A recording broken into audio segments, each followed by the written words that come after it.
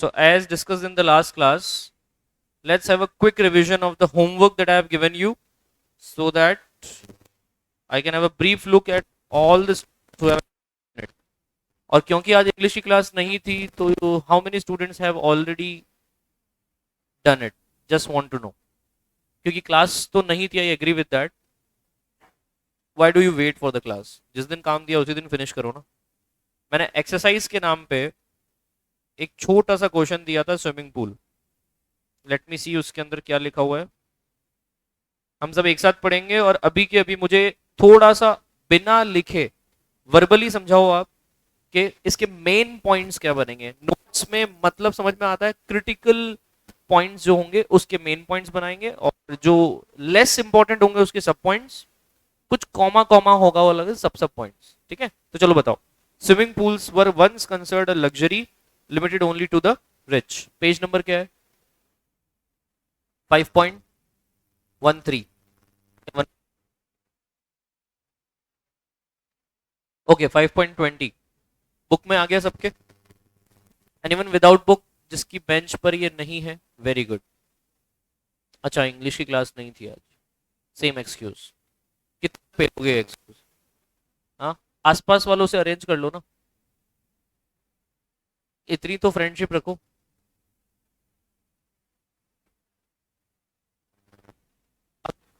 एक बुक के सहारे हो.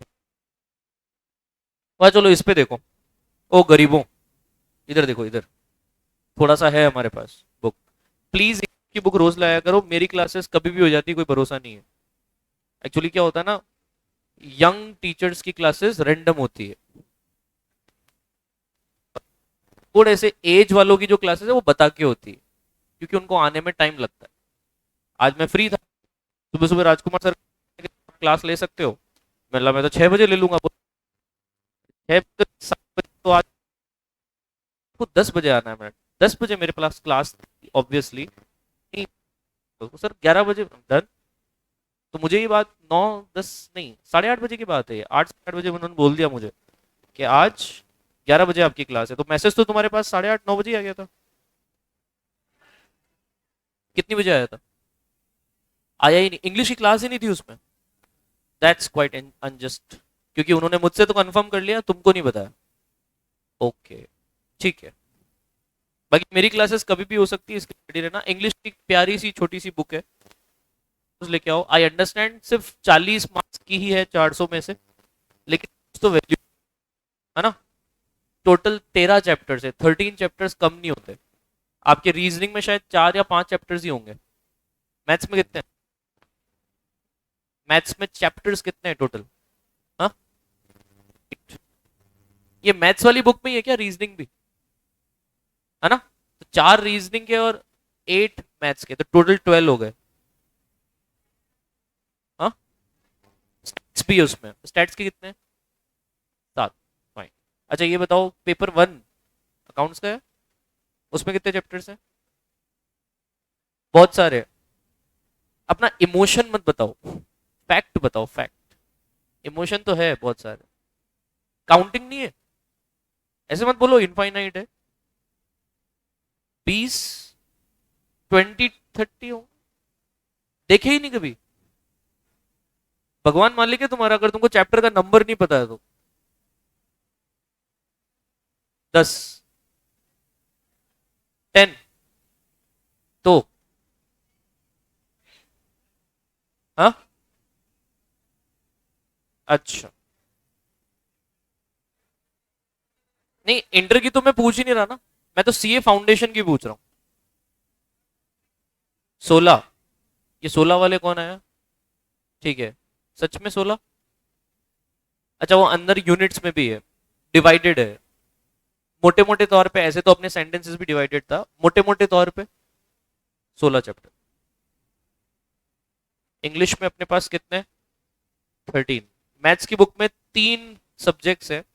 टोटल मिलाकर 7 8 और 4 19 हो रहा है ना. ये 19 चैप्टर्स का मटेरियल है, ये 16 का और ये 13. अब मुझे बताओ लॉ में कितने चैप्टर्स है? लॉ लॉ 5 चैप्टर्स ही है. पर उसके अंदर बहुत सारे। I understand. इंग्लिश में भी 10th चैप्टर तुम देखोगे ना, उसमें 3 यूनिट है, सर्कुलर्स, मेमोज और लेटर्स। कम होते हैं क्या? फिर इंग्लिश में भी यूनिट्स पे यूनिट्स तो है। मोटे मोटे तौर पे देखा जाए तो तुम्हारे अगर चैप्टर के हिसाब से भी काउंटिंग करूं, लॉ में तो 5 ही है और मार्क्स ज्यादा है। कितने मार्क्स है लॉ में? 60। तो इंग्लिश में एक्चुअली मार्क्स कम है पर चैप्टर ज्यादा है। तो क्या वो तुमसे ये चाह रहे हैं कि तुम इसमें कम पढ़ो? बिल्कुल नहीं। चाह रहे पढ़ तो पूरा लो। हाँ, वो बात सही है कि एग्जाम के पॉइंट ऑफ व्यू से सिर्फ मार्क्स है। तो वो शायद ये कहना चाह रहे हैं कि बेटा पढ़ना तुमको बहुत कुछ है, as per the perspective of business communication. I think next year जो 2023 का मई है, वहां तक भी इंग्लिश आएगी। उसके बाद में ये बात कंफर्म हो गई ऑलमोस्ट कि अभी इंग्लिश की जरूरत नहीं है। वो इंटर में या फिर एडवांस में दे देंगे कहीं पे, राइट? अभी बेसिक में तो जरूरत नहीं है, ऐसा रियलाइज हुआ उनको, क्योंकि बच्चों ने इंग्लिश के अंदर बहुत ज्यादा दिक्कतें दिखाई है कि सर चैप्टर्स इतने ज्यादा हैं और पढ़ना इतना कुछ पड़ता है, इससे अच्छा किसी और सब्जेक्ट में पढ़ लेंगे, आप इंग्लिश को कुछ देरों के लिए हटवा दो। पता है ये कैसे होता है? ये होता है जब फाइनल सीए बन जाते हैं ना, तो उनसे फीडबैक लिया जाता है कि तुम बताओ, तुमको कोई चेंजेस सजेशन में देने हो। तो हुआ होगा कि मैक्सिमम लोगों ने यही सजेशन दिया होगा कि इंग्लिश को हाल फिलहाल आप 13 चैप्टर्स के लिए या तो कम कर दो या फिर उस लोड को ट्रांसफर कर दो। फॉर एग्जाम्पल सॉफ्ट स्किल्स नाम सुना है? तो प्रपोजल में है कि सॉफ्ट स्किल्स भी आ सकता है आपके आगे वाले पेपर्स में, ग्रुप 1 ग्रुप 2 में भी आ सकता है, मे बी। अच्छा है, कुछ गत की बातें सीखोगे, नॉट थ्योरेटिकली बट प्रैक्टिकली। वैसे इसमें प्रैक्टिकल सब्जेक्ट्स जो है ना, प्रैक्टिकल चैप्टर्स, वो लास्ट के हैं, चैप्टर नंबर 11, 12 एंड 13, जिसमें तुमको थोड़ा सा ईमेल्स के बारे में, रेज्यूमे और फाइनली मीटिंग्स के बारे में जानने का मौका मिलेगा। ये अच्छे चैप्टर्स हैं, ये बिजनेस वर्ल्ड के अंदर काफी अच्छे चैप्टर्स हैं, राइट? लेकिन अगर मैं ऊपर के टॉप 5 की बात करूं, ये भी अच्छे हैं। देखो नोट्स तो तुमने बचपन में ही पढ़ लिया है, तो कोई बड़ी बात नहीं है। मेन चैप्टर्स जो काम के थे वो थे वोकैबुलरी, सेंटेंसेस, कम्युनिकेशन इतने काम का नहीं था, कम्युनिकेशन थ्योरेटिकल चैप्टर था, ठीक है? तो अगर एग्जाम के पर्सपेक्टिव से देखें तो सारे ही इंपॉर्टेंट है, पर लाइफ के पर्सपेक्टिव से देखें तो अभी जो हम पढ़ रहे हैं इसके बाद आने वाला है प्रेसी राइटिंग। शायद प्रेसी राइटिंग का नाम सुना होगा, कभी ट्राई किया है? आज हम प्रेसी राइटिंग स्टार्ट करने वाले हैं, तो pay attention in the class कि नोट्स लिखने के बाद हम प्रेसी राइटिंग ट्राई करेंगे। मैंने आप सबको समरी लिखना नहीं सिखाया था, क्योंकि मैंने बोला था कि हम प्रेसी राइटिंग के साथ ही समरी लिखना भी सीखेंगे, ठीक है? तो चैप्टर नंबर 7 आने से पहले स्विमिंग पूल वाला ये पैसेज का नोट्स बना के ला सकते हो मंडे तक, इतना सा कर सकते हो। तो मैं क्लास में आते ही एक बार तुमको नोट्स डिस्कस कर लूंगा कि तुम्हारे मेजर पॉइंट्स, और मैं ओरली डिस्कस करूंगा मेरे मेजर पॉइंट्स क्या हैं। मेजर पॉइंट्स ही मैक्सिमम आइडिया है, उसके अंदर क्या लिखना है ये तो तुमको पता है। सबसे बड़ी प्रॉब्लम क्या आती है नोट्स में कि सर मेजर पॉइंट्स कौन से बनेंगे, जिसको हम कहते हैं हेडिंग्स। हेडिंग्स पता लग गई फिर तो तुम अंदर वाला डेकोरेट कर सकते हो। तो मैं डिस्कस करूंगा मंडे को, मैं टाइम दे रहा हूं, हो जाएगा। आज मैं क्लास में प्रेसी राइटिंग का कोई काम नहीं दे रहा, प्रेसी राइटिंग सिर्फ क्लास में डिस्कस करेंगे, ठीक है? होमवर्क में ये है, हो जाएगा क्या? Page number 5.20। तो जो भी स्टूडेंट्स आज क्लास में आए हैं 5.20 देखते हुए आना, इसके नोट्स बना। अब हम लोग कर रहे हैं इसकी नोटबुक लाए होंगे तो रफ नोटबुक में लिख लो, लेकर आना। All of you take out your notebooks quick. अब सब मुझे सोच समझ के बताओ, इसको बोलेंगे तो हम प्रिसाइज राइटिंग नहीं बोलेंगे, क्या बोलेंगे? प्रेसी राइटिंग, क्योंकि प्रिसाइज की स्पेलिंग होती है PRECISE, याद रहेगा। पर ये बात समझ में आती है सबको कि प्रिसाइज और प्रेसी दोनों रिलेटेड तो है, लगभग एक ही स्पेलिंग है ऑलमोस्ट, तो ऑलमोस्ट मीनिंग भी एक जैसा ही है। तो चलो बताओ, प्रिसाइज का मतलब ज्यादा या कम? कम। अब कम क्या? कम क्लैरिटी या एक्सप्लेनेशन? कम एक्सप्लेनेशन मतलब क्लैरिटी, यस और नो? क्लैरिटी ज्यादा चाहिए, एक्सप्लेनेशन कम चाहिए, प्रिसाइज होना। तो कभी कोई आपको बोले ना कि what is your career goal, और आपने बहुत बड़े बड़े शब्दों में समझा दिया कि मुझे ये करना है, I want to be this, actually I also want to be this, इतना मत बोलो। तो प्रिसाइज मतलब एक्चुअल में एक पॉइंट बहुत बता दो बहुत है। इसका मतलब समझ में आया कि ब्रीफ में बताओ, B concise about your ideas. Communication पढ़ा था अपन ने, कंसाइज आया कुछ याद? फ्लैक्स 6 में बहुत सारे कोहेरेंट, कंसाइज, कंप्लीट, क्लियर पढ़े थे। तो कंसाइज का मतलब क्या बताया था? शॉर्ट, ब्रीफ में समझाओ। उसी को कहते हैं प्रिसाइज। और अब उसका एक नया नाम पड़ गया सी राइटिंग। मतलब जो भी इतना कुछ लिखा हुआ है उसमें अननेसेसरी हटा के बच जाता है, उसका नाम प्रेसी। तो काफी सारे स्टूडेंट्स को ऐसे समझते हैं कि सर ये एक समरी की तरह है। बिल्कुल सही बात है, ये समरी की तरह ही है। पर समरी और प्रेसी राइटिंग बनाते वक्त दोनों में थोड़े से, मैं समझा देता हूं तो मोटे मोटे तौर पे याद रखना, अगर भूल जाओ एग्जाम से पहले या रिवीजन करने की इच्छा ना हो, कि प्रेसी राइटिंग अगर एग्जाम में आ गया डायरेक्टली बिना किसी क्लू के, और तुम इसको स्किप भी नहीं कर सकते क्योंकि ऑलरेडी तुम एक बड़ा क्वेश्चन स्किप करके आ चुके हो, तो क्या करोगे? इसको समरी बनाने के हिसाब से पढ़ लो। ये एक तरह की बड़ी समरी है, it is an extended summary. Article को कैसे याद रखेंगे? Article is a mini essay. वापस बोलो, article is a mini essay. तो एसे का छोटा रूप है article. It is not to, it is not to explain something, it is just to inform something. Article का मतलब क्लियर हुआ? तो आर्टिकल एक मिनी एसे है, लेकिन प्रेसी राइटिंग एक एक्सटेंडेड समरी है। इसको एक और नाम देता हूं मैं प्यार से, प्रपोर्शनेट समरी। कौन सी समरी? प्रपोर्शनेट समरी, क्योंकि ये पैरा वाइज बनती है। तो अगर आपके पास 6 पैराग्राफ्स हैं तो समरी कितने पैराग्राफ की बनेगी? एक। लेकिन प्रेसी राइटिंग उन 6 पैराग्राफ में से थोड़ा थोड़ा थोड़ा सब में से निकालेंगे तो शायद 3 पैराग्राफ की भी बन सकती है, 2 पैराग्राफ की भी बन सकती है, और 1 की भी बन सकती है। डिपेंड करता है वो पैराग्राफ कितने बड़े बड़े हैं। तो मैं आपको सबसे पहले दिखा देता हूं कि प्रेसी राइटिंग कैसी लगती है, बाद में देखेंगे। पहले डिफरेंस सबसे पहले देख लेते हैं, समरी और प्रेसी में डिफरेंस चेक करते हैं।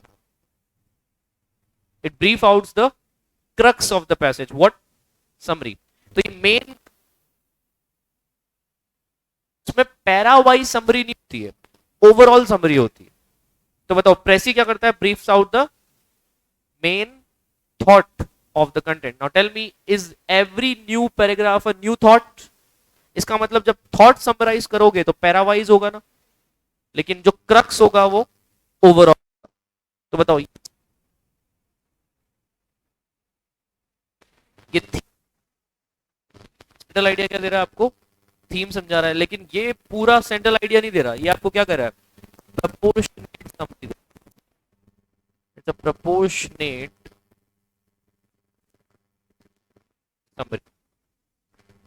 मैं ओरली बोल रहा हूं ताकि आपको मेरी राइटिंग समझ में आए। क्विक प्रपोर्शनेट समरी है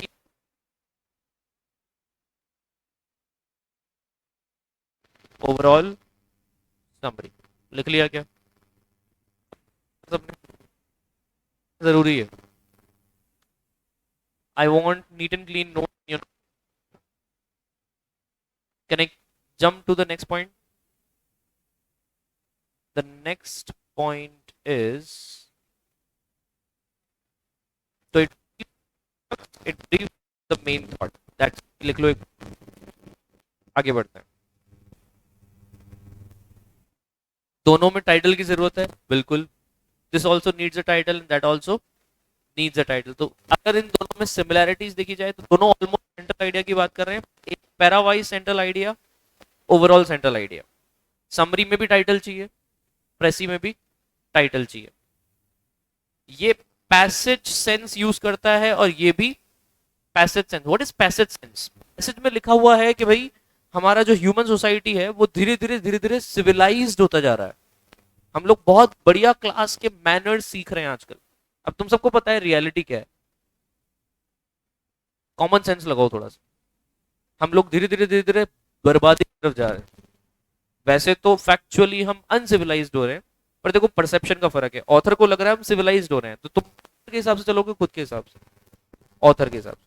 समरी में खुद का दिमाग नहीं लगाते, प्रेसी राइटिंग में भी खुद का दिमाग नहीं लगा। हमारा दिमाग है, ऑथर जो कहना चाह रहा है वो डाइजेस्ट करो और उसी को क्या करो? समराइज। तो बताओ पैसेज सेंस समझ में आया?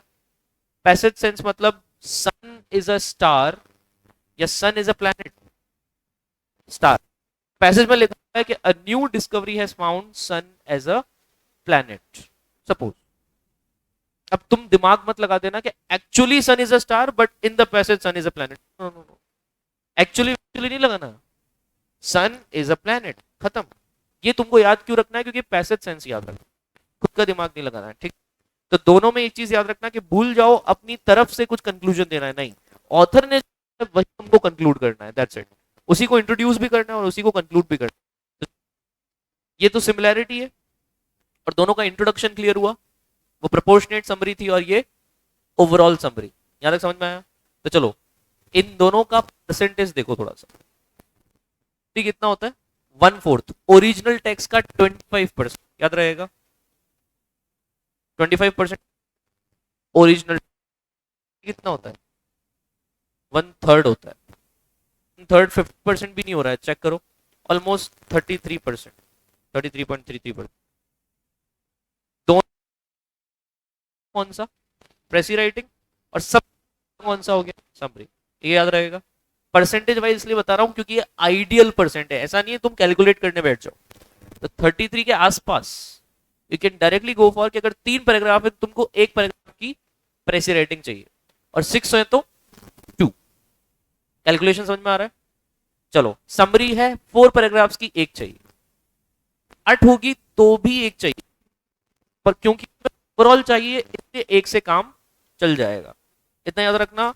वो 1 पैराग्राफ थोड़ा सा हो सकता है जब 8 पैराग्राफ की समरी बनेगी, लेकिन वो प्रेसी राइटिंग में क्या हो जाएगा, 8 की जगह मेरे हिसाब से 2-3 पैराग्राफ में आप प्रोपोर्शनेट तरीके से उसको तोड़ सकते हो। ऑब्वियसली 8 पैराग्राफ बहुत ज्यादा होते हैं, तो उन 8 पैराग्राफ्स में 100% तुमको मेजर पॉइंट दिख जाएगा कि फर्स्ट सेकंड में तो इन्होंने सिर्फ इंट्रोड्यूस कर रखा है, सेकंड थर्ड में उन्होंने सिग्निफिकेंस बता रखा है, फोर्थ फिफ्थ सिक्स में उसने कॉज एंड इफेक्ट समझा रखे हैं, तो बन गए 3 पैराग्राफ।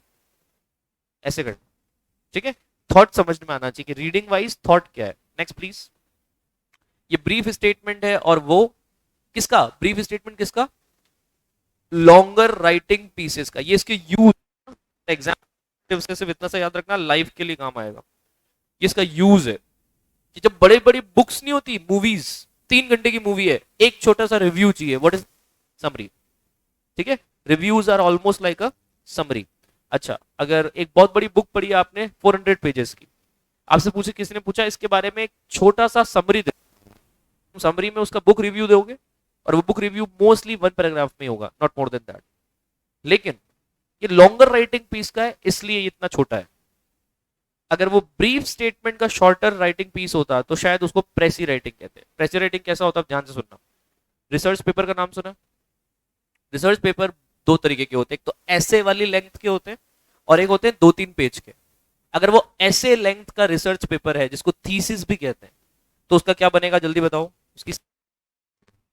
लेकिन अगर वो रिसर्च पेपर सिर्फ 2 या 3 का एब्स्ट्रैक्ट है, एब्स्ट्रैक्ट समझते हो, इंट्रोडक्शन, इतने थीसिस का एक एब्स्ट्रैक्ट लिखा गया है, मतलब इंट्रोडक्शन लिखा गया है कि भाई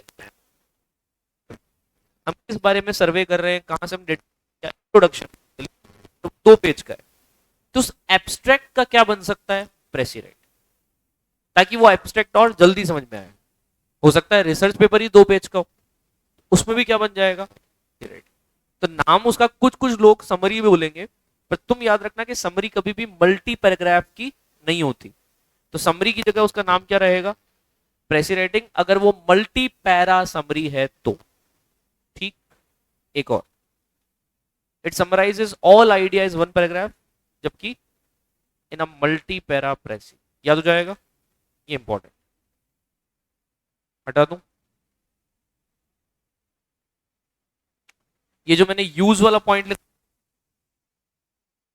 33% लिख लो पैराग्राफ में, और ये मल्टी पैरा में।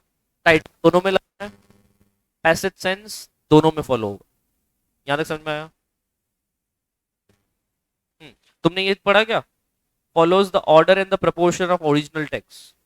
ओरिजिनल टेक्स्ट का सीक्वेंस भी मेंटेन करना है और प्रोपोर्शन भी मेंटेन करना है। तो टेल मी, अगर cause effect problem solution discuss terrorism के पहले क्या डिस्कस हुए? कॉज एंड इफेक्ट, फिर उसकी निपटारे में क्या क्या प्रॉब्लम आ रही है, barriers to resolve terrorism, and finally the last solution. 4 point समझ में आए? अब ये 4 पॉइंट तुमने जब टेररिज्म वाले पैराग्राफ पे पढ़े, समरी क्या करता है? इन सबको ऊपर नीचे कर सकता है। क्योंकि समरी तो ओवरऑल लिख रहा है. तो we need proper solution of terrorism because these are the cause, this is the effect and this is the main barrier in solving the terrorism. मेरी बात समझ में आई? मतलब मैं समरी में ऊपर से नीचे भी जा सकता हूं, चाहूं जैसे इसको इंटरमिंगल कर सकता हूं, पर प्रेसी राइटिंग में क्या होगा? प्रेसी राइटिंग में ऑर्डर एकदम सेम रहेगा. So we have many causes and effects of terrorism. The problems are big, but we need final solutions. आया? आपको कंप्लीट वही समझना है जो सीक्वेंस ओरिजिनल टेक्स्ट, इसलिए इसको प्रोपोर्शनल सेम प्रोपोर्शन में रखना है. ठीक है, आगे बढ़े. ठीक, ये है आपका example number 1. Take your time. बना बुक है सबके पास? Take your time. 5 तुम्हारे पास. इसका एक स्मॉल प्रेसिडेंट बताओ, सेकंड वाले का बनाओगे या फर्स्ट वाले का बनाओगे? या मैं करवाऊं? तुम सेकंड वाले का बनाओ. तुम दूसरे वाले का मैं समझा रहा हूं, सब ध्यान से सुनो. सबसे पहला टास्क, अभी अपने पास टाइटल है क्या? नहीं है. टाइटल निकालना वैसे फर्स्ट टास्क नहीं होना चाहिए, पर ये देखो जरा कि ऊपर की साइड जब तक टाइटल होगा ही नहीं, हमको आइडिया ही नहीं लगेगा कि ये किस बारे में बात कर रहा है. तो उस टाइटल की सर्च में ही तुमको मेन थॉट तो मिल जाएगा. चलो स्टार्ट करें, सब ध्यान से सुनना. India trade deficit with China increases 52.69 billion from 2015-16 to 48.48 billion in the previous financial year. तुम्हारे पास बुक में होगा ये शायद, है ना? ठीक है. Parliament was informed on Monday. ठीक है. कितना कितना बढ़ा है जल्दी बताओ? 52.69 था और अभी कितना हो गया? कम. 48.4 इन प्रीवियस फाइनेंशियल ईयर. तो बताओ कम कम हुआ ना, डिक्रीज हो रहा है.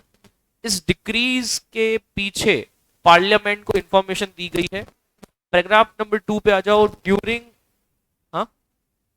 During April September period of 2016-17 what happened was 25.22 billion deficit आया है. डेफिसिट समझते हो, है ना? डिक्रीज हुआ है.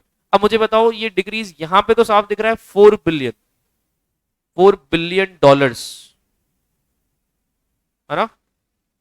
Increased to 52.69 billion from 48. अच्छा, फिस्कल डेफिसिट बढ़ गया है. अच्छा, फिस्कल डेफिसिट बढ़ गया मतलब ओवरऑल इंडिया की इकोनॉमी को नुकसान, क्योंकि डेफिसिट बढ़ गया है. राइट. दूसरी बात, यहां पर डेफिसिट 52.22 बिलियन 16-17 इकलौता 16-17 में भी बढ़ा है. नहीं, बढ़ा नहीं है, बताया है कि डेफिसिट इतना था. तो रियल फिगर कितना है? 25. पर क्या ये अपने काम का है? हमारा मेन का जो फिगर है वो ऊपर दे रखा है. कौन सा? 48 और 52. गैप कितना है? 4 पॉइंट समथिंग. क्या मेन न्यूज पकड़ पे आई? मेन न्यूज ये है कि $4 बिलियन फिस्कल डेफिसिट बढ़ गया. ये है मेन न्यूज. बाकी सब उसके साइड फैक्टर्स हैं. ये समझ में आया? चलो एक और चीज. Commerce and industry minister Nirmala Sitharaman, ये इंपॉर्टेंट है या नहीं? है, इंपॉर्टेंट है. तो निर्मला सीतारमन इंपॉर्टेंट है, इसका गैप इंपॉर्टेंट है. और उसके बाद देखो, रिटर्न रिप्लाई टू लोकसभा, मतलब पार्लियामेंट और Lok Sabha one and the same. आप सिर्फ लोकसभा बोल देते तो भी ठीक, पार्लियामेंट बोल देते तो भी ठीक, दोनों में से एक चूज कर. Next please. Increase trade deficit with China can be attributed primarily to the fact that China exports to India rely strongly on manufactured items to meet the demand of fast sectors like telecom and power, she said.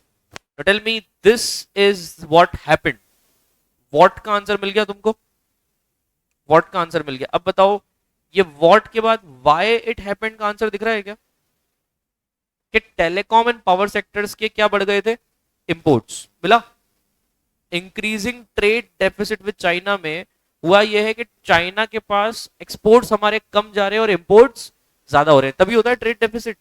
मतलब market में भारी कौन पड़ रहा है? China.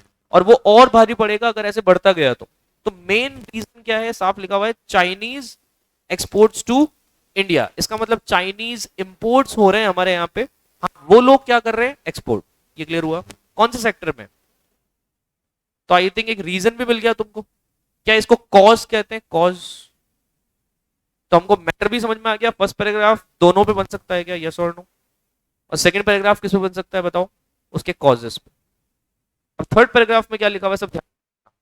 India is negotiating the regional comprehensive economic partnership trade agreement with keeping in view its offensive export interest. हमने trade agreement पहले भी साइन कर रखा हो कि अगर फिस्कल डेफिसिट बढ़ा तो हम लोगों को एप्रोप्रिएट स्टेप्स लेने पड़ेंगे। मतलब सिर्फ हम ही इंपोर्ट नहीं करेंगे, या तो तुम भी करो, या फिर सिर्फ तुम ही एक्सपोर्ट नहीं करोगे, कम कर दो, हम भी करेंगे। एग्रीमेंट होना चाहिए, वरना कंट्रीज को नुकसान होता है। तो बताओ मुझे, हम रीजनल कॉम्प्रिहेंसिव इकोनॉमिक पार्टनरशिप क्या नेगोशिएट कर रहे हैं, कुछ पॉसिबल सोल्यूशन निकल सके।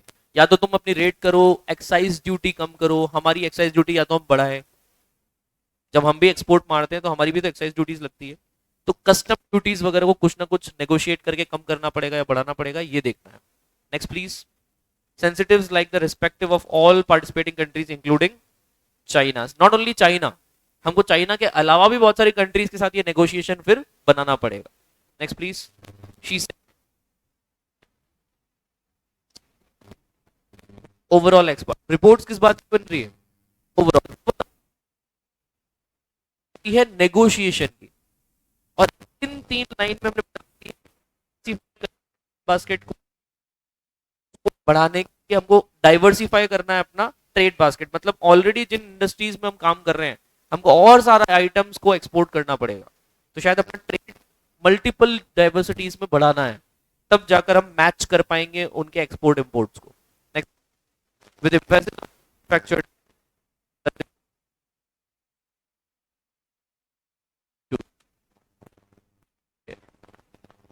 ये समझ में आया क्या?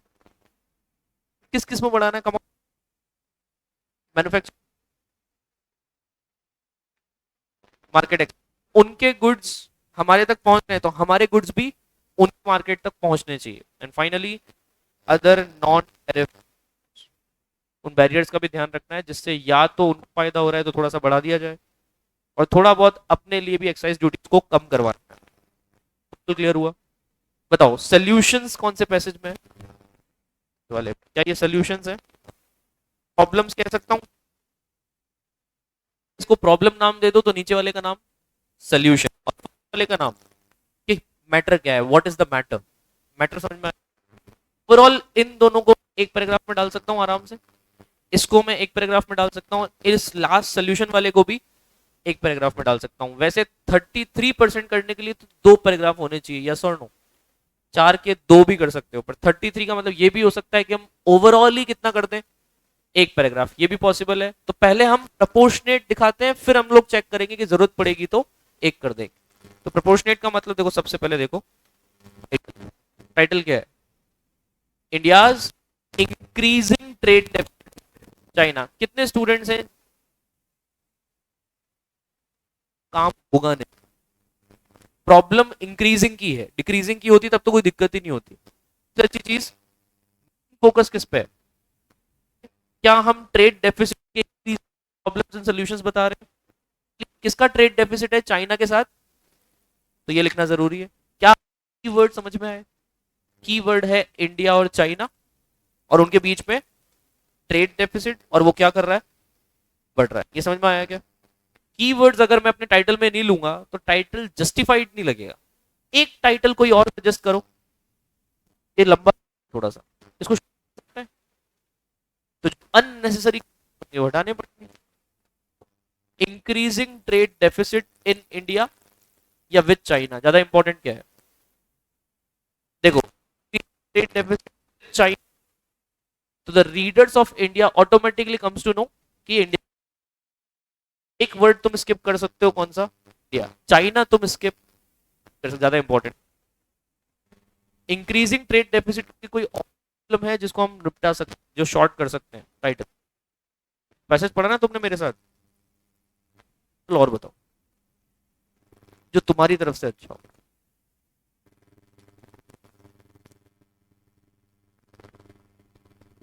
हाँ हाँ, जो गले तक आ गया उसको मुंह पे लाओ। नहीं आ रहा? बोलो, आवाज नहीं आ रही? सीधे बैठो, सीधे बैठो, बोलो। इंडिया चाइना ट्रेड डेफिसिट हो सकता है? India China trade deficit grammatically थोड़ा सा बिगाड़ दिया इसको, पर 4 वर्ड्स में आ गया। वापस बोलो, इंडिया चाइना ट्रेड डेफिसिट, यही है अपना मेन फोकस। क्या ट्रेड डेफिसिट मतलब इंपोर्ट एक्सपोर्ट्स का बैलेंस नहीं बन रहा है हमसे। अब हम लोग ये नहीं लिख रहे हैं इसमें कि इंक्रीजिंग है ये डिक्रीजिंग, क्योंकि वो तो डिटेल में आ जाएगा। तो चलो बताओ, इंडिया चाइना ट्रेड डेफिसिट, एक तो ये हो सकता है, ज्यादा क्लियर टाइटल कौन सा है, इंडियाज इंक्रीजिंग ट्रेड डेफिसिट। हाँ हाँ, क्यों प्रॉब्लम लगी, इसमें तो दोनों आ सकते हैं, प्रॉब्लम्स भी आ सकती है और अच्छी गुड न्यूज भी आ सकती है, राइट। क्या पता ट्रेड डेफिसिट हमने बैलेंस आउट कर लिया हो। तो ये वाला इतना अनक्लियर है कि हमको ये वाला ज्यादा अच्छा लग रहा है। तो मेरे कहने का मतलब, अगर एंड मौके पे फंस जाओ और तुमको टाइटल ना मिले, तो ऐसे छोटे मोटे टाइटल भी चलेंगे। तुम लोग लास्ट मौके पे इतना इंतजार मत करना कि अपने को बेस्ट टाइटल चाहिए। वर्ड समझ में आए, keyword India China, increasing trade deficit बोल दोगे। फर्स्ट पैराग्राफ क्या था, फर्स्ट पैराग्राफ याद करो, एक तो निर्भर कीवर्ड था, और कितना 4 बिलियन। हम मल्टीपल डेटा देने से जगह वन डेटा देंगे तो इजी रहेगा। और एक्चुअल ट्रेड डेफिसिट अभी इस पॉइंट पे खड़ा है 20, जो था उसकी जरूरत है ही नहीं, क्योंकि न्यूज तो गैप की है कि इंक्रीज कितना हुआ है। अब बताओ, टाइटल में इंक्रीजिंग डाल दिया तो सीधे इंक्रीजिंग की बात करें। तो इन्होंने देखो क्या लिखा है, फर्स्ट पैराग्राफ ध्यान से पढ़ना, reading is twice more important than. देखो पढ़ो, according to commerce and industry minister Nirmala Sitharaman, क्या ये ऑन रिकॉर्ड जा रहा है जो भी वो कह रही है, पार्लियामेंट में ऑन रिकॉर्ड जा रहा है, क्या वो अपनी बात से पलट सकती है? नहीं। तो ध्यान रखना, ध्यान से लो, अकॉर्डिंग टू हमेशा फिक्स्ड चीजों में लगाएंगे। कौन सी चीजों में? फिक्स। तो जो बात बात पे चेंज हो जाए उसके साथ कभी अकॉर्डिंग नहीं लगता। तो tell me, according to me you are the best in this class, in my views you are the best, ये सही है। हाँ, अकॉर्डिंग टू मी वाली बात अगर मैं पार्लियामेंट में कह रहा हूं तो इन माई व्यूज की जरूरत नहीं है। फिर तो मैं कह सकता हूं according to me in this parliament you are the best minister, क्योंकि पार्लियामेंट में रिकॉर्ड पे। तो tell me one thing, according to Nirmala Sitharaman क्या हुआ है, जल्दी बताओ। इंडिया का trade deficit with China rise हुआ है, कितना? अब इन्होंने एग्जैक्ट कैलकुलेट ही कर लिया, कितना? 4.21 billion. Do you have that much time? No. So what? Almost $4 billion. ये ऑलमोस्ट समझ में आया? काम निकल जाएगा, बस शब्द सही चूज करना, ठीक है। Next please. सिक्स, क्योंकि ये शायद लास्ट फिस्कल ईयर से अब तक का फिगर है। फाइनल कितना था? 52। स्टार्टिंग कितने से हुई थी? 48, तभी तो इंक्रीज दिखाया था। तो हमको 48 नहीं बताना, क्योंकि ऑलरेडी हम मेन डिफरेंस को हाईलाइट कर चुके हैं। अगर नहीं भी लिखते हो ना कौन सा, तो भी काम चल जाएगा। पर इन्होंने लिखा है क्योंकि फर्स्ट पैराग्राफ को कंप्लीट करना है। तो फिगर ऑफ एक्चुअल फिगर और डिफरेंस से क्या अच्छे से अच्छा आदमी लास्ट ईयर निकाल सकता है? निकाल सकता है। 52 माइनस 4 करेगा तो आ जाएगा उसके पास। फुल स्टॉप लगा दिया, पैराग्राफ खत्म। What do you expect in second paragraph? What was the second paragraph all about? It was about कि टेलीकॉम एंड पावर सेक्टर का मेन रोल है। देखो यही लाइन है, शी आ गई वापस, Nirmala Sitharaman contributes this, this मतलब ये राइज किसकी वजह से आया? Imports made by telecom and power sector. क्या हमारे पैराग्राफ में इंपोर्ट वर्ड था? हमारे पैराग्राफ में था एक्सपोर्ट्स टू इंडिया। अब ये दिमाग लगाया ना हमने, एक्सपोर्ट्स टू इंडिया का इंपोर्ट ही है ना, made by telecom and power sector. अब डोंट यू थिंक ये ओ एफ इंडिया, तो ये बात ही किसकी हो रही है? इंडिया के प्रिंस बात हो रही है, तो ऑफ इंडिया लिखने की जरूरत नहीं है। आ रहे हैं हम लोग समरी मोड में। समरी ऐसे रिपीटेड समरी खराब करते हैं, अनरिपीटेड आइटम्स उसको सही करते हैं। यहां तक समझ में आया? नेक्स्ट लास्ट पैराग्राफ क्या था, कम ऑन।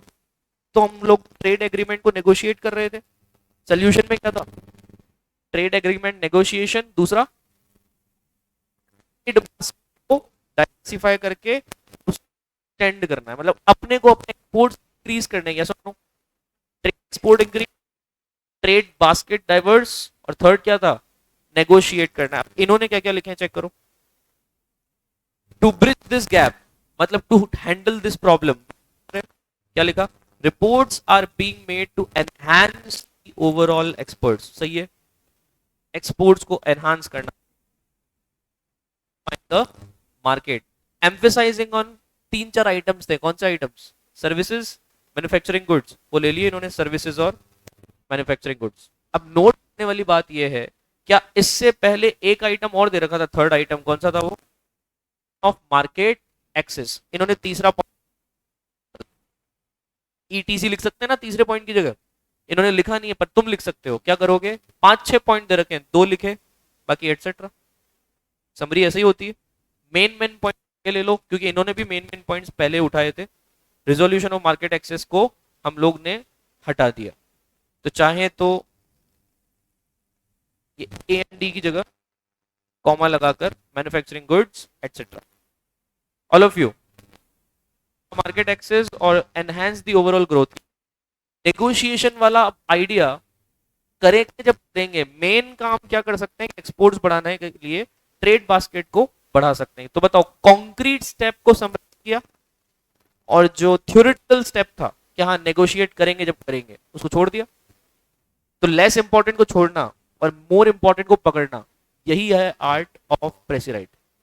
प्रेसी राइटिंग समझ में आया, उसको तुम अवॉइड नहीं कर सकते, वो नहीं है, और तुमको लग रहा है कि हाँ ये तो पॉलिटिकल बातें हैं कि नेगोशिएट कर जब करेंगे, अभी तो नहीं कर रहे ना नेगोशिएट, क्या नेगोशिएट कर चुके, नहीं, वो तो बात कर रही है कि करेंगे, इसको हटाओ और जो मेन चीज करेंगे वो यहां लाओ, एम आई क्लियर, कर दू सेकंड पैराग्राफ तैयार, ये तो किसका था, इंडिया ट्रेड डेफिसिट में चाइना का। अब नेक्स्ट जो मैं दे रहा हूं आपको वो एक माइनिंग बिल आया है मार्केट में, माइनिंग बिल कितना है, एक ही बिल है लेकिन उसके अंदर कुछ प्रॉब्लम्स हैं, आप हो कि आपको पैसे समझ में आया कि नहीं, कोई प्रॉब्लम, सर ये वर्ड समझ में नहीं आ रहा है, सेंटेंस समझ में नहीं आ रहा, पूरा समझ में आ गया तो शुरू करो,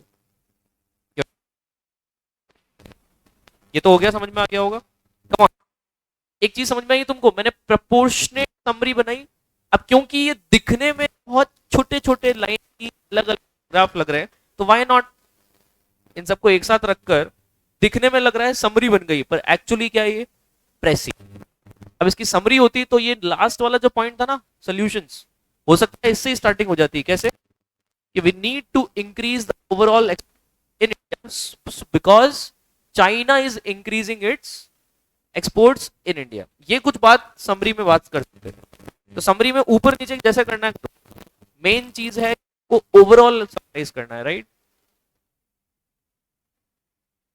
तो ये है आपका एक्चुअल प्रेसी राइटिंग, पर दिखने में गंदा लग रहा था तो हमने सही क्या किया, इसको एक साथ कर, तो मुझे बताओ ये समरी और प्रेसी राइटिंग दिखने में एक जैसे लगे कि नहीं, भाई बहन ही है ना एक दूसरे के, चलो स्टार्ट करते हैं, next your time starts now, everyone शुरू हो जाओ, दिख तो रहा है, वेट,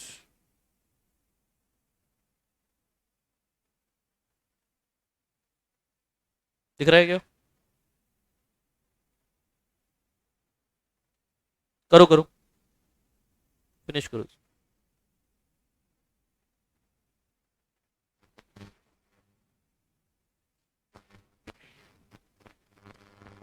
बात बता देता हूँ, इसमें भी 3 आइडियाज है, उन 3 आइडियाज की 3 अलग अलग समरी बनाओ फिर उसको कंबाइन कर दें, क्विक ट्राई करो,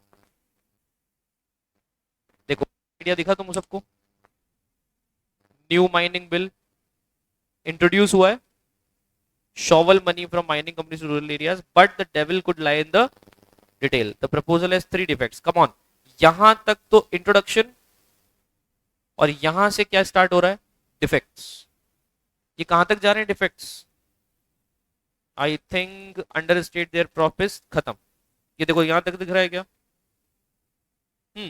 इसके बाद 3 डिफेक्ट्स खत्म हो गए, ये 3, ये 2 और ये 1, और ये है आपका सोल्यूशन, और ये भी सोल्यूशन ही है, पढ़ लो एक बार, बनाओ प्रेसी राइटिंग पर,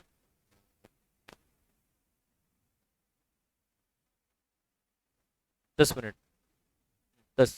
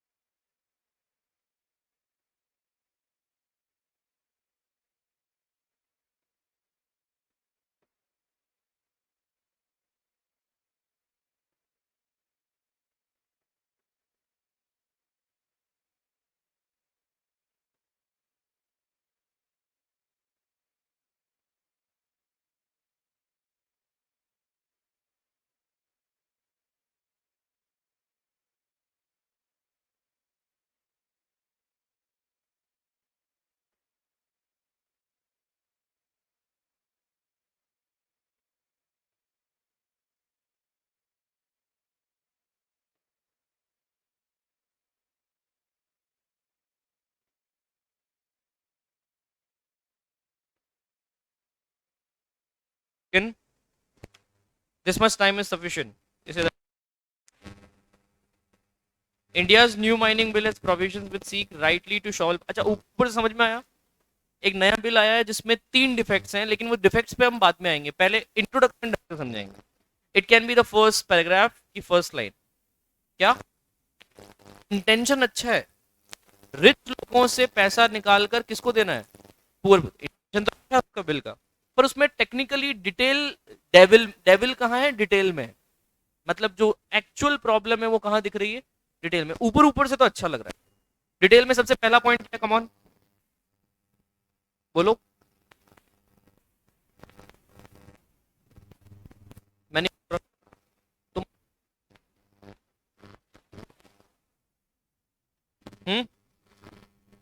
कोल माइनर्स पर ज्यादा टैक्स है. 26% उनको शेयर करना पड़ेगा. किसको? कोल. डिफरेंशियल ट्रीटमेंट हुआ ना कोल एंड अदर मिनरल्स का. भाई कोल वालों को तो पक्षपात हो रहा है ना उनको, वाइल माइनर. भाई एक तो कोल माइनर गिव एडिशनल रॉयल्टी, मतलब शायद कोल वालों को इन्होंने 26% रखा, बाकी सबको 26 प्लस कुछ एडिशनल पड़ेगा. समझे? तो ये पक्षपात हुआ है. पार्शियल या partial? Partial treatment. Next please. Second two, second defect minors. क्या होता है? माइनिंग करने किसी के है घर में माइनिंग वाले इंडस्ट्री? पता होगा. कैप्टिव माइनर्स क्या होते हैं? कैप्टिव का मतलब पकड़ के रखा हुआ है. ऐसे मान के लो किडनैप कर लिया है माइनिंग इंडस्ट्री, अपनी प्लेस को तुम लोगों ने खरीद रखा है, लीज पे ले रखा है, पर तुम माइनिंग नहीं कर रहे हो. मेरी बात सुनना, अगर सारे माइनर्स ऐसा करने लग जाएं तो इंडिया को लॉस होगा कि नहीं? कम से कम उसको तो मिलनी चाहिए ना जिसको माइनिंग करने में इंटरेस्ट है. या तो तुम लीज छोड़ दो, तुम हट जाओ, किसी को उसको दे देते हैं जिसको माइनिंग करनी है. तुम्हारे बजट की बात नहीं है तो छोड़ दो. पर कैप्टिव माइनर्स वो माइनर्स जिन्होंने जगह तो ले ली पर माइनिंग नहीं कर रहे हैं, मतलब उसको हड़प के बैठे. आया दूसरा, को टैक्स लगने चाहिए कि नहीं लगने चाहिए? पर जब तुम माइनिंग ही नहीं करोगे तो टैक्सेस लगेंगे. इसका मतलब तुमको लीज, बहुत कम लीज देकर तुम उस चीज का गलत यूज कर सकते हो. Write please. ये थर्ड वाला डिफेक्ट है कि it leaves out the key value of the ore. Ore मतलब खदान की प्राइस जो होगी, अगर तुमने वही एग्जेम्प्ट कर दी तो इसके बेसिस पर जो टैक्स होता है वो भी एग्जेम्प्ट हो जाएगा. तो इसका मतलब किसको मैनिपुलेट? अपने रेगुलेट करके बहुत सारी कंपनीज टैक्स बचा लेती. अगर प्राइस ऑफ द ओर आती, स्टैटिक टैक्सेस देने होते. ये समझ में आया? स्टैटिक टैक्सेस का मतलब थर्ड वाले पॉइंट में भी बात तो है। ओवरऑल समझ में आ गया। सोल्यूशन क्या है? सोल्यूशन यही है कि रॉयल्टी को लिंक कर दो ग्लोबली ट्रेडेड प्राइस से। तो ग्लोबली जो प्राइस चल रही है माइनिंग की, वही टैक्स लिंक कर दो डोमेस्टिक में भी, तो क्या होगा? अनजस्टिस या इनजस्टिस नहीं होगा, जस्टिस होगा। तो जो ग्लोबल प्राइस चल रही है टैक्स की, प्राइस अपने इंडिया में चलेगी चाहे माइनिंग करो या ना करो। Come on. और unify the sharing parameter, unify को एक जैसा कर दो, पक्षपात। इसी से रॉयल्टी लिंक हो जाएगी और फाइनली हर मिनरल इंडस्ट्री को सेम टैक्स देना पड़ेगा, कोल को ज्यादा ना किसी और को ज्यादा। सोल्यूशन समझ में आया? रॉयल्टी को किससे लिंक कर दो? Globally traded price. And last वाला क्या है? Coal mining is done mostly by state own joint Coal India. तो इसका मतलब मैक्सिमम टैक्स खुद कोल इंडिया, गवर्नमेंट कंपनी अगर मैक्सिमम, तो ऐसा है कि गवर्नमेंट कंपनी को तो कम से कम टैक्स दिलवाना पड़े और प्राइवेट पे ज्यादा टैक्स लगाओ। आया? तो रिच कंपनी का टैक्स ना, गवर्नमेंट की कंपनी से टैक्स ले रहे हो तो फिर फायदा क्या? Next please. Miners routinely understate prices at which they sell minerals to deal the value of royalties. Some of India's largest miners are actual power, steel and other metals that quite on large captive mines. क्या ये वापस problem पे आ गया है? क्या आपको problem repeat करनी चाहिए? नो जब खत्म कर चुके हैं सोल्यूशन पे, तो वही बात वापस रिपीट कर रहा है। और स्टील वगैरह के एग्जांपल देकर वापस वही बोल रहा है कि मैक्सिमम माइनर्स तो कैप्टिव माइनर्स हैं, जो अपनी स्क्वैट करके बैठे हैं। स्क्वैट मतलब हड़प के बैठे हैं जमीन पे बिना माइनिंग किए। तो वहां से रॉयल्टी निकलेगी क्या? नहीं निकलेगी। अब बताओ इसका ओवरऑल प्रेसी बन सकता है? Loop holes in new mining bill बन सकता है। रीडिंग करने से मैच्योरिटी आती है, पहले रीडिंग करो तो कल से तुम राइटिंग करना प्रॉपर्ली स्टार्ट कर पाओगे। Come on. India new mining bill that diverts funds from mining companies to rural people affected by mining as loopholes. Introduction समझ में आया? उसमें सेकंड लाइन में था, इसमें फर्स्ट लाइन में हमने डिफेक्ट्स डाल दिए। अब वो क्या है इसके लिए पैराग्राफ नंबर 2 और लास्ट में सॉल्यूशंस। आया समझ? पढ़ लो एक बार। नंबर 1 दिख रहा है, differential treatment. Number 2, exempts captive miners. And number 3, disregards the price of the ore. तो इंस्टेड सॉल्यूशन क्या है? एक ग्लोबली ट्रेडेड प्राइस से लिंक करो। ओवरऑल समझ में आया क्या? ऐसा करने से क्या हमारा कम से कम एक पैराग्राफ का बन जाएगा। देखो ये तो छोटे छोटे पैराग्राफ की लाइन है ना, 3 लाइन को 1 पैराग्राफ में डाल सकते हैं क्योंकि दिखने में गंदा लग रहा है, वरना तो ये भी ठीक है। इसमें भी 5 में से 3 या 4 तो मिल जाएंगे तुमको, पर एक्चुअल आंसर्स दिखने में भी तो अच्छा लगना चाहिए। तो presentation wise this is better. कुछ नहीं किया, मिक्स कर दिया सब। समझ कर सकते हैं प्रेसी राइटिंग। अब मैं आप सबको एक इंटरव्यू वाला दे रहा हूं, करके लाओ। साइज मिल जाएगा ये। इंटरव्यूज के 5 टिप्स हैं और इंटरव्यूज के लिए तो काफी जरूरी है। Come on, 5 tips of interviews. इसका एक सैंपल बना के लाएंगे आप, प्रेसी राइटिंग हो जाएगा। मंडे को 2 काम है, एक तो इंटरव्यू वाला प्रेसी राइटिंग, उसका क्या करना है? स्पोर्ट्स वाला कौन सा? Swimming pool. स्विमिंग पूल वाला भले ही मत करो, ये जरूर करना क्योंकि हमारा ये पैसेज स्टार्ट हो चुका है। Thank you, bye.